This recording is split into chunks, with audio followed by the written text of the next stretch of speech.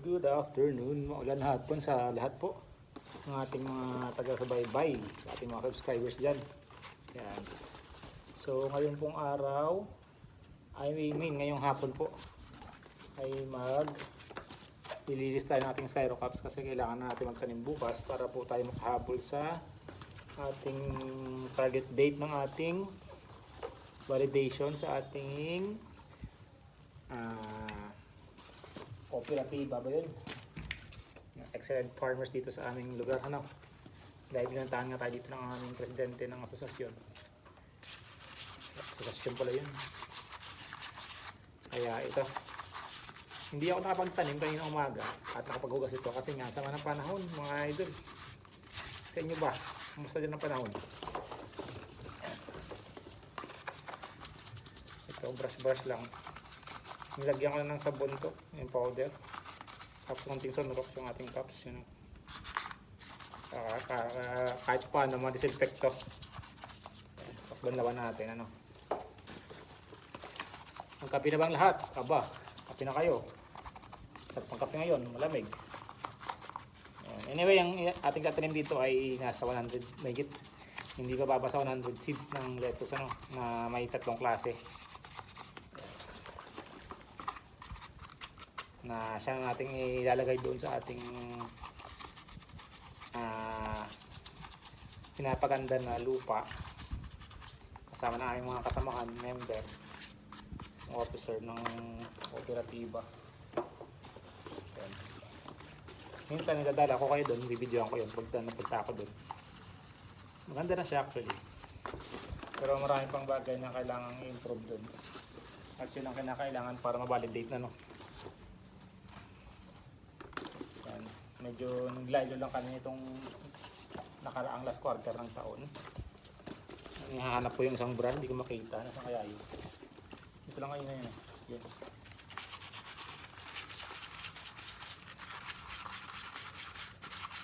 Yeah.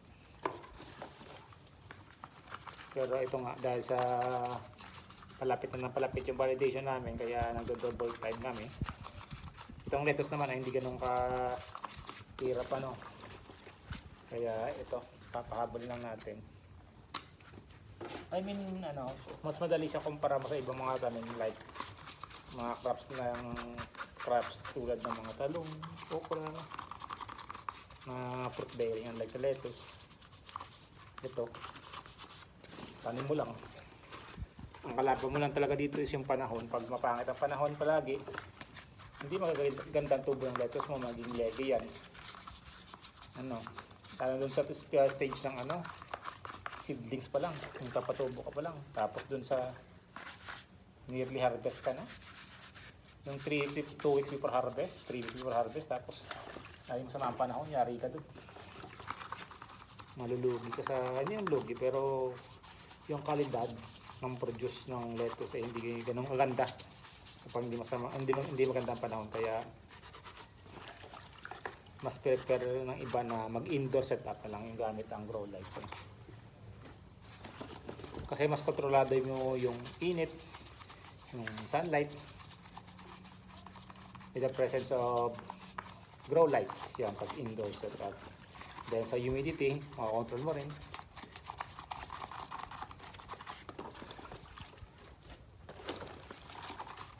Kaso nga lang, medyo mahal yun kasi gagamit ka ng kuryente dun, motor, water pump.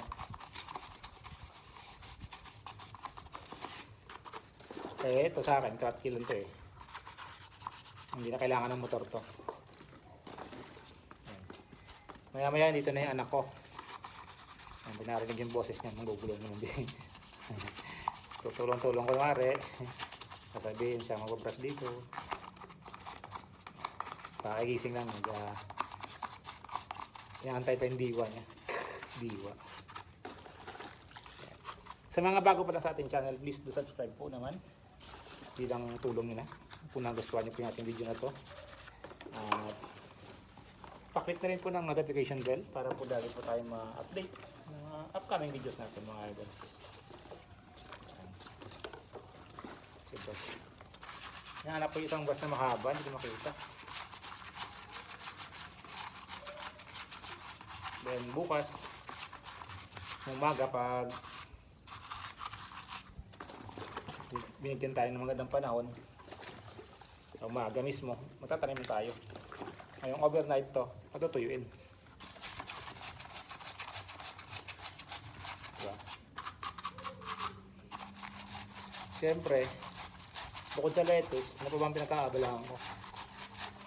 Yan, magandang tanong, di ba? Actually, sa ngayon wala. Walang ibang business maliban sa lettuce. Kasi nga binitawan ko yung tindahan ko para magkaroon ako ng oras sa anak ko sa asikaso kasi nga kalipatan namin. At yung tindahan, pati yung kainan, yung batsuyan ay binigay ko rin sa tagapag sa aking tauhan dyan para mayroon siyang dagdag kita habang nandito tatrabaho sa akin. Yan. Pero nabalak akong i-convert yung kainan sa damage, no? Computer shop.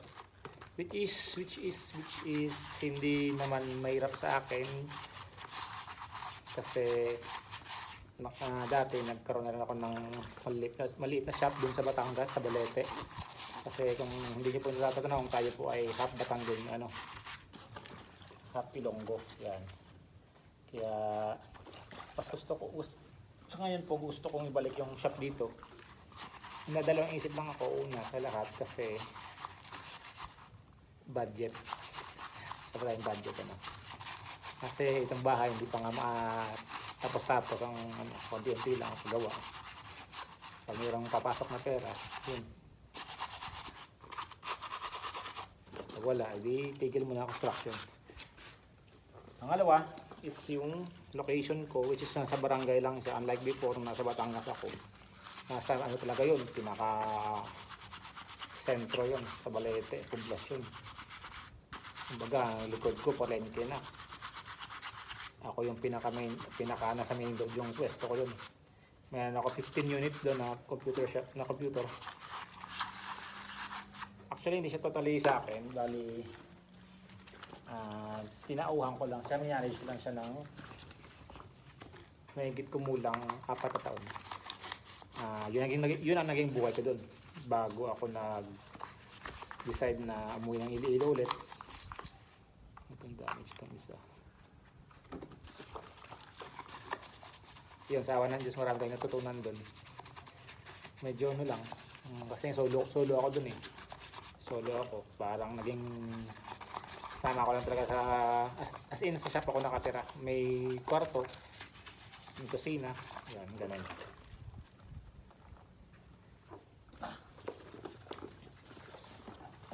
Lagi lang nawawala yung ano dito. Kaya gusto ko sa balik dito kasi ang alang ito nga, yung location ko nasa barangay. Yung tapat ko, taniman ng palay. Sa likod yun din. Diba? Province kasi ito, hindi ito nasa city ng Iloilo. Ito okay naman siya sa isang side kasi wala akong rentang pwesto. At marami rin naman ang population ng barangay na to. Kaso nga lang, hindi sa mismong dito kasi nga tapat ko. Taniman ng palay, likod ko rin din. Yun, sa padulo. Yung mga estudyante rin doon.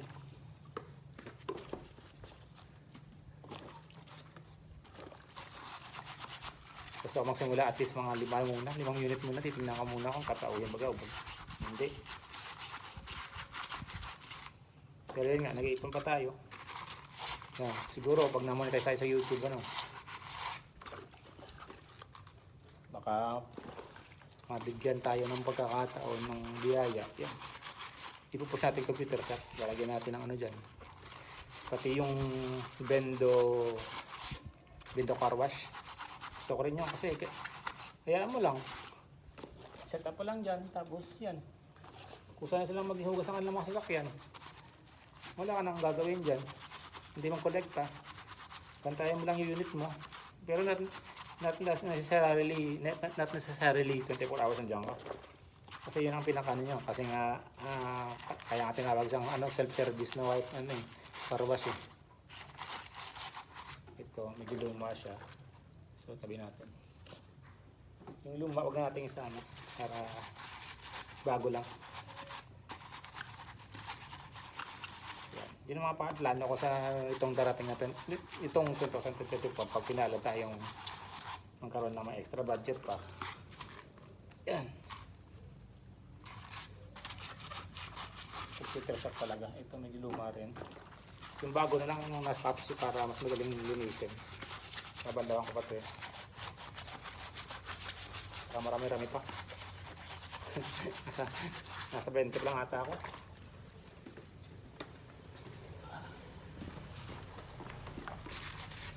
Ayun, may kunti tayong knowledge kumbaga sa computer, ano. Pero outdated tayo. Outdated. Kaya kailangan natin ulit i-refresh ang utak natin sa about computers kasi tagal na rin, 2009, 10, 11, 12, parang gano'n. Pagkatapos nang bumalik ako na Maynila, trabaho sa restaurant, bago nag-abroad, Singapore. So doon nakagamit tayo ng laptop, computer, pero hindi yung araw-araw. Na unlike sa Batangas dati, araw-araw talaga yung nakaharap ko, computer. Yan. Anyway,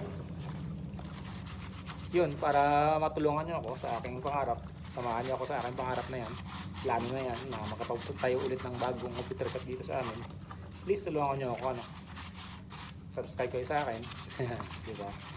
Maraming salamat in advance. Pag na-monetize, makakaipon ng konti. Siyempre, hindi naman ako makakalimot sa inyo. Mag-share tayo paano, no? Kung sakaling pala rin dito. Ayan. Kaya, tulungan nyo ako. Mga idol, patulong naman eh. Kaya, ano kaya maugasan ko ngayon? Dapat kanina pa to, kaso nga lang, umulan eh. Ba yun? Naampias dito yung hangin dadala yung konting ulan sa pwesto ko.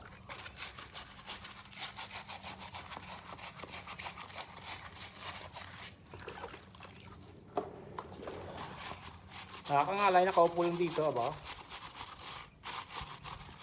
Yan. Again po mga idol, please kung bago pa lang po kayo sa ating channel, pa-subscribe naman po. Ayan. At kung hindi naman kabawasan, pa-click na rin po ng notification bell para po lagi po yung updated sa ating mga video i-upload. At sa mga feature, hindi lang po hydroponics ang kaya natin gawin, ano? Again, kaya tayo po ay computer knowledgeable. Literate po tayo sa computer, no? Kahit sa editing, kaso nga lang medyo matagal-tagal na tayong natigil. Pero ayun, pag may pangarap, di trabaho eh, ano? At syempre, malaking part po yung kayo sa magiging journey ko dito, ano, sa YouTube. Kaya mag-stay po ako kung mayroon po sumusuport sa akin, ano, may nanonood sa akin. Kasi kung wala ang manonood sa akin, wala. Okay, sayo ako, di tumigil ng ganito. Hindi na tayo mag-upload. Pero syempre, hindi tayo titigil pag tayo nadadapa. Yan, bangon lang ulit, ano, bangon lang para sa ating pangarap, ano, para sa ating mga anak, sa asawa, para sa ating mga mahal sa buhay, ano. Most especially plus asawa ko, ano, na halos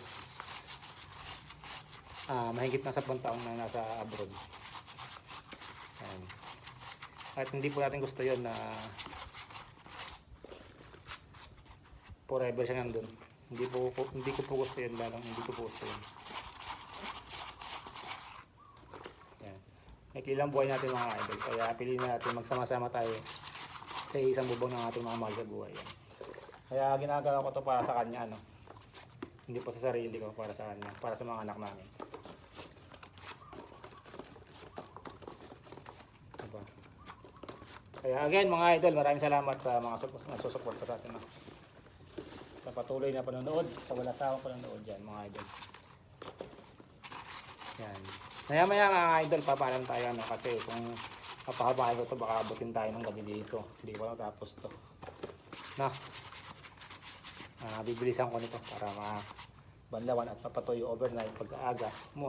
Kinamaga, nataniman natin ng seeds agad. Kaya, bas lang.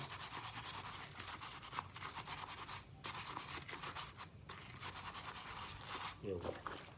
Again, lagi pong sinasabi, maraming salamat po sa inyo. Yan. Hanggang dito na po muna ang ating video to sa araw na to. Sana po bukas ay nandyan pa rin kayo. Yan. God bless po at happy farming. Yan. Saludo po ako sa inyo. Bye-bye.